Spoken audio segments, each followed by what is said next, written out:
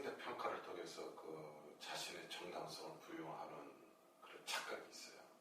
아주 심각한 착각인데,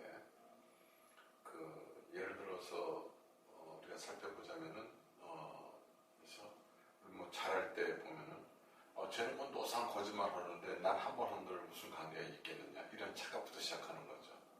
그래서 내가 쟤보다 착하다 이거예요. 쟤보다 착하다는 거예요. 예. 착하다는 어떤 절대 가치를 갖다 놓고 봤을 때는 착한 게 아닌데 쟤보다 낫다는 거예요. 그로 인해서 자기 모든 게 착해지는 거예요. 이런 착각들이 있다는 거죠. 또 이런 것을 가장 잘하는 데가 이제 그 정치계인데, 예를 들어서 그 불법 선거 자금을 모금을 했는데 내가 저당보다는 적게 썼다 이거죠. 불법 선거 자금이 적다 이거죠. 저당은 한 100억 썼는데 난 한 20억 썼다 이거예요. 그러니까 나는 착하다 이거예요. 나는 선명성이 있고, 불법 자금 써가지고 범법 행위를 한 것은 똑같은데 정도의 차이일 뿐인데, 저희가 더 많은 더 큰 범법 행위를 했다고 그래가지고 자신은 면죄부를 받으려고 그러는 거죠. 이게 큰 착각이죠. 자신의 양심에 비춰봤을 때 굉장히 힘들 거예요. 그렇게 말해놓고 나서도. 지금 우리가 이런 일들이 굉장히 많죠. 뭐 하나가 상대보다 낫다 생각하면 모든 게 선면성이 보장되는 거죠. 예를 들어서 민주화 세대는 산업화 시대보다 자기들이 굉장히 선명하다고 생각하는 거죠. 자기들은 그만큼 부정부패가 적다고 생각하지만 결국 그들도 하고 있잖아요. 그들도 권력을 놓지 않으려고 얼마나 애를 쓰고 앉아 있습니까? 근데 저기보다 낫다고 얘기하는 거예요. 그렇다고 자기는 괜찮다 이거죠. 잘못된 착각이죠. 이게 착각이죠. 그러니까 양심이 없는 거예요. 그런 분들은. 양심이 없는 거라는 얘기죠. 예를 들어서 어떤 사람은 불법 쓰레기를 마음대로 막 투기한다 이거예요. 나는 어쩌다 한번 한다 이거예요. 그러니까 나는 괜찮다 이거예요. 양심이 없는 거예요. 자기 양심에 갖다 대면은 힘들죠. 근데 전체적인 사회 분위기를 보니까 난 이 정도면 괜찮다고 자기 스스로 양심을 갉아먹는 판단을 내리는 거예요. 그런 선택을 하는 거예요, 스스로가.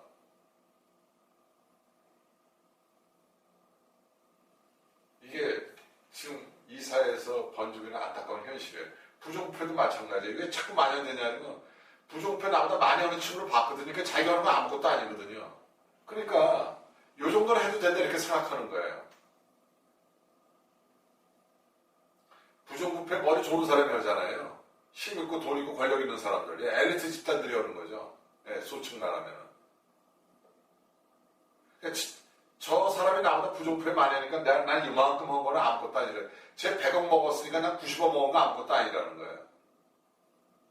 여기서 자기를 합리화시켜 나가는 거예요. 그러니까 상대 평가로 이런 걸 이루어져 버리니까 어떻게 돼요? 부정부패가 계속 만연될 수밖에 없는 거죠.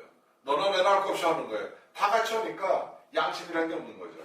그러고 나서 일주일에 한 번씩 교회 가고 성당 가고 절에 가면 무슨 소용이 있습니까? 아무리 예수님 부르고 부처님 불러봐야 무슨 소용이 있냐고요. 내 이미 양심이 없어져 버렸는데, 양심의 실체가 성령인데 누가 누굴 와서 구원을 해줘요? 성령이 없는데. 성령이 진짜인데 성령이 없어져 버렸는데 어떻게 구원을 받을 수가 있어요? 내가 내 양심을 다 갉아먹었는데. 그 양심의 실체가 성령인데. 그래서 여기에 착각에서 깨어나야 된다는 거예요. 자기의 모든 행동은 자기 스스로 양심에 잣대에 놓고 비교해야 된다는 거예요. 내가 지금 양심에 대해서, 내 양심이 지금 여기서 어떻게 행동하고 있는지 봐야 된다는 거예요. 사람이 살면서 어떻게 100% 다 양심적으로 살 수가 있겠습니까? 힘들죠. 그러면서 반성하고 반성해서 사는 게 삶이잖아요. 근데 이것을 밥 먹듯이 할 때가 문제가 되는 거죠. 그리고 이것을 당연하다고 생각하는 게 문제가 되는 거죠. 어쩔 수 없는 경우에 정말 자기 양심을 어기고 어떻게 행동하는 행동이 있을 수가 있어요. 사람이 완벽하지가 않잖아요. 그렇지만 꼭 반성을 해야 되죠. 정말 근데 이번만이지 다음에는 이러지 않아야겠다. 이렇게 가야 되는 거죠. 다만 우리가 그것마저도 그만하자 그러는 것은 한 번 하면은 또 할 수 있기 때문에 또 한 번만 이러다 보면 그게 익숙해지면 어떻게 돼요? 그냥 그 부분에 대한 양심은 없어져 버리는 거죠. 그래서 그런 우려 때문에 그것마저도 놓치지 않자고 우리가 얘기는 하지만은 우리가 살다 보면은 있을 수가 있는 일이죠. 중요한 것은 알고 깨우치고 다음에 안 하려고 노력하는 마음이, 그게 양심이니까. 그 잣대 놓고 봐야 되는데 제 10개 양심 저지른 일이 했으니까 난 한두 개 한 거는 괜찮아. 이렇게 생각하면 안 된다는 거죠. 근데 우리가 이런 생각을 하는 거예요. 그래서 지금 이 사회가 이렇게 혼탁해지고 있는 거예요. 절대 기준으로 봐야 될 것을 자꾸 상대 기준으로 본다는 거예요. 그리고 이거에 대해서 자꾸 익숙해져 가는 거예요. 자기들도 모르게. 네 편, 내 편 가르다 보니까 내 편에 대한 것은 웬만큼만 나보다 상대편보다 그래도 우리 편이 좀 낫잖아? 이렇게 생각하는 거예요. 그게 중요한 게 아니에요. 우리가 살려면은 상대보다 우리가 낫지 않아? 이게 중요한 게 아니라 우리 스스로가 양심에 비춰서 이상이 없어야 되는 거예요. 그러지 않고서는 지금 4대 개혁 얘기하는데 4대 개혁 할 수가 없어요. 어떻게 가겠어요? 비교해서 가는데 세상이 얼마나 혼탁해져 있고 얼마나 부정부패가 만연돼 있는데 예. 어떻게 이게 바뀌어집니까? 상대 기준으로 해서 모든 걸 판단하고 앉아있는데 이미 양심이 실종되어 있잖아요. 이것을 찾을 수 있는 것은 국민들밖에 없어요.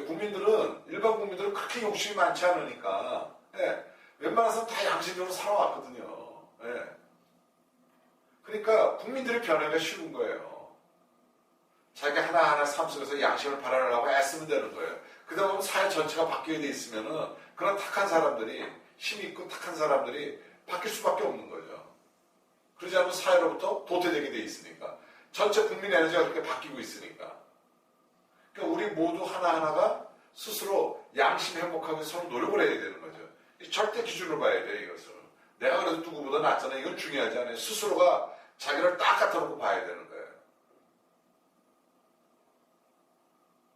여기에 대해서 우리가 굉장히 착각을 많이 하고 있어요.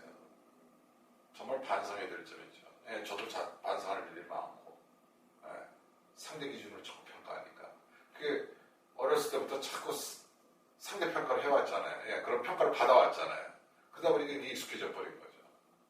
예, 스스로에게는 냉정하게 절대 기준을 갖다 놓고 거기에 대해서 평가를 내려야 된다. 그리고 그것이 아니다 싶으면 반성하고 또 다음을 위해서 또 양심을 발현하도록 노력하고 예, 이렇게 가는 삶이 있어야 된다는 거죠.